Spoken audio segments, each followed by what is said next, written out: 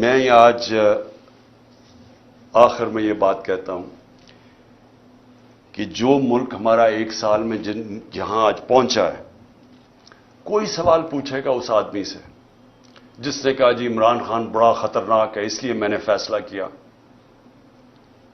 اور اس لیے اس نے فیصلہ نہیں کیا، اس نے فیصلہ اور وجوہات سے کیا تھا۔ وہ ایکسٹینشن اس کا بہت بڑا وجہ تھی، وہ اپنی ایکسٹینشن چاہتا تھا۔ شہباز شریف نے اسے شیورٹی دی ہوئی تھی، وہ اور بات ہے کہ نواز شریف اڑ گیا، پلان سارا ایکسٹینشن کا تھا۔ یہ سارا ڈرامہ اس کے لیے ہوا ہے، ذات کے لیے ہوا ہے۔ یہ ملک کو آج پہنچایا صرف اپنے ذاتی مفادات کے لیے، اور پوری سازش اس کے لیے کی گئی تھی۔ تو آج کوئی پوچھے گا اس کو کہ جدھر آج پاکستان ہے 9 لاکھ لوگ ہمارے پروفیشنلز ملک چھوڑ کے چلے گئے ہیں یہ پچھلے چند مہینے میں، امید چلی گئی ہے پاکستان سے۔ شوکت خانم سے 4 ہمارے کنسلٹنٹس چھوڑ گئے ہیں۔ یاد رکھیں کہ جو کینسر کے ڈاکٹرز ہوتے ہیں دنیا میں ان کی ڈیمانڈ ہوتی ہے، بڑی مشکل سے ہم ان کو لے کے آتے ہیں پاکستان، کیونکہ ایک کہیں معمولی سا بھی جو آنکولوجسٹ ہوتا ہے کینسر کا ڈاکٹر، اس کی معمولی سے کہ بھی وہ تنخواہ ہوتی ہے جو ہم پاکستان میں نہیں دے سکتے، تو مشکل سے ان کو لے کے آئے۔ تو یہ جو حالات دیکھ کے 4 ہمارے ڈاکٹرز چھوڑ کے چلے گئے، مایوس ہو گئے ہیں۔ تو کیا کوئی اس کو ذمہ دار ٹھہرائے گا کہ تکبر کے اندر فرعون بنا ہوا کہ میں نے فیصلہ کیا جی ملک کی بہتری کیا ہے، اور اس کے لیے آج جو ہمارے حالات ہیں کوئی ادارہ ذمہ دار ٹھہرائے گا؟ کیا یہ قانون سے اوپر ہے؟ ان کو کوئی پوچھ نہیں سکتا۔ حمود الرحمان رپورٹ 25 سال کے بعد جو ملک ٹوٹ گیا تھا ہندوستان میں چھپی تھی، پاکستان نہیں آئی تھی، کیونکہ وہ یہ سمجھتے ہی نہیں ہیں کہ جب تک ایک معاشرے میں تنقید نہیں ہوتی معاشرہ آگے نہیں بڑھ سکتا۔ جو ساری ڈکٹیٹرشپس دنیا میں فیل ہوئی ہیں ان کی سب سے بڑی وجہ ہے کہ ڈکٹیٹرشپس کے اندر تنقید نہیں ہوتی۔ جب تنقید نہیں ہوتی معاشرہ سکڑ جاتا ہے۔ یہ جو جمہوریت کی خوبی ہے یہ کہ وہ تنقید ہوتی ہے اور تنقید سے اپنی صلاحیت کرتا ہے معاشرہ۔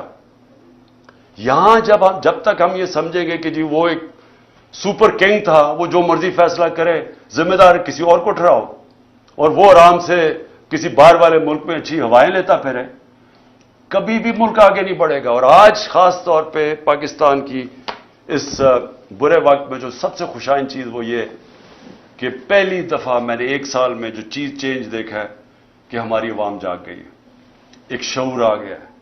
ہمارا نوجوان سوشل میڈیا کی وجہ سے اور یہ 1 سال کی کیمپین میں وہ نوجوان ایک ایشو سمجھ گئے، بچے سمجھ گئے ایشوز، اسکول کے بچے، وہ شعور ہے جو کبھی پہلے بڑوں میں نہیں تھا۔ اور اس سے بھی بڑی چیز کہ ہماری خواتین گھروں کے اندر انقلاب آ گیا۔ میں سمجھتا ہوں کہ یہ سب سے خوشائن چیز ہے جب ایک قوم جاگ جاتی ہے اور جب اس کو سمجھ آ جاتی ہے حقیقی آزادی کیا ہے۔ حقیقی آزادی انصاف سے آتی ہے۔ جب ایک معاشرے میں آپ کے بنیادی حقوق کی حفاظت کرتا ہے آپ کے عدالتوں کا نظام، وہ لوگ آزاد ہو جاتے ہیں، وہ اس کو لیول پلینگ فیلڈ کہتے ہیں، وہ معاشری ترقی کرتے ہیں۔ تو اس وقت لوگ سب سمجھ بیٹھے ہیں کہ ہمیں آزادی چاہیے، ہم بنیادی حقوق چاہیے، ہمیں انصاف چاہیے، ہمیں یہ جو کلاس ہے قانون کے اوپر بیٹھی ہوئی ہم اس کو تسلیم نہیں کرتے۔ یہ جو چھوٹے سے لوگ ہیں جو ملک کے فیصلے کرتے ہیں، چوری کریں تو NRO مل جاتا ہے، قانون توڑیں تو اپنی FIR، ex prime minister FIR نہیں درج کروا سکتا کیونکہ وہ خاص کوئی آدمی تھا جس نے جو مرضی کرے تو اس کو ہمارا قانون کا نظام نہیں پکڑ سکتا۔ یہ ہے ظلم پاکستان کا، اور یہ جب تک چینج نہیں ہوگا ملک کا کوئی مستقبل نہیں ہے۔ جب تک ہم اس ملک میں رول آف لا نہیں لے کے آتے، 1 سال کا ہمارا تجربہ یہ ہمیں بتاتا ہے کہ رول آف لا جس معاشرے میں نہیں ہے اس میں تباہی ہے، اور 1 سال میں جو قتل ہوا ہے وہ رول آف لا قتل ہوا ہے۔ ان چوروں کو اوپر بٹھانے کے لیے اس ملک کے اوپر جو ظلم ہوا ہے وہ یہ ہوا ہے کہ ان کے لیے ایک اور قانون بن گیا ہے، ان کی ساری چوریاں معاف ہو گئی ہیں۔ وہ ایک خاتون پھری جاتی ہے، وہ کھلے عام عدلیہ کو برا بھلا کہہ رہی ہے، ججز کو برا بھلا کہہ رہی ہے، وہ کوئی نہیں پکڑ سکتا اس کو، کیونکہ وہ اس کو اس کیٹیگری میں رکھ دیا ہے، وہ قانون سے اوپر ہے۔ وہ چوری بھی کریں، آج تک نہیں بتا سکے کہ لندن میں اربوں روپے کی پراپرٹیز کدھر سے آئی ہیں، وہ نہیں بتا رہے۔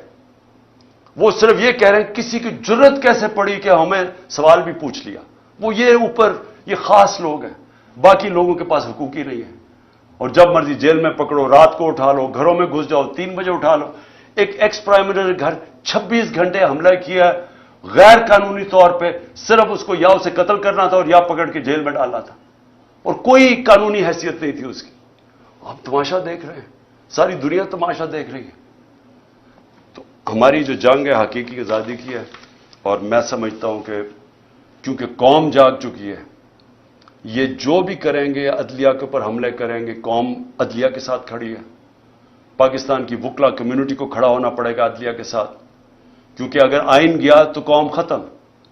اور دوسری چیز کہ یہ جو کر رہے ہیں ہمارے جو لوگوں کو پکڑے، علی مین کو جو پکڑا ہے، جو کیسز کر رہے ہیں، لوگوں کو جیلوں میں ڈال رہے ہیں، میں آخر میں یہ کہنا چاہتا ہوں کہ میری قوم تیار ہو جائے کہ اگر ان کا خیال ہے کہ ہم چپ کر کے یا تو انہوں نے الیکشن نہیں کروانے، تب بھی ہمیں سڑکوں پہ نکلنا پڑے گا، اور اگر انہوں نے اور پرامن طریقے سے، اور اگر انہوں نے الیکشن کروائے اور یہ سب کو اندر بند کر دیا، ساروں کو جیلوں میں ڈال دیا، کارکنوں کو جیلوں میں ڈال دیا، کینڈیڈیٹس کو ہراساں کیا، تاکہ ہمارے ہاتھ باندھ کے اگر ہم الیکشن لڑیں، اور ان کا خیال ہے کہ ہم چپ کر کے بیٹھے رہیں گے، پھر ہمیں سڑکوں پہ نکلنا پڑے گا۔ اور میں اپنی قوم کو یہ کہنا چاہتا ہوں، ہم ہر چیز کے لیے تیار ہونا چاہیے، اور ہم اگلے دنوں میں ہم دیکھیں گے کس طرح جا رہا ہے۔ اگر ہم نے دیکھا کہ یہ اسی طرح ہی یا الیکشن سے بھاگ رہے ہیں، کیونکہ الیکشن سے تو بھاگ رہے ہیں، اگر انہوں نے بھاگنے کی کوشش کی عدلیہ کو تقسیم کر کے، اور یا پھر انہوں نے ہمارے اوپر اسی طرح کے حربے استعمال کیے، ہم سب سڑکوں پہ ہوں گے۔ پاکستان زندہ باد۔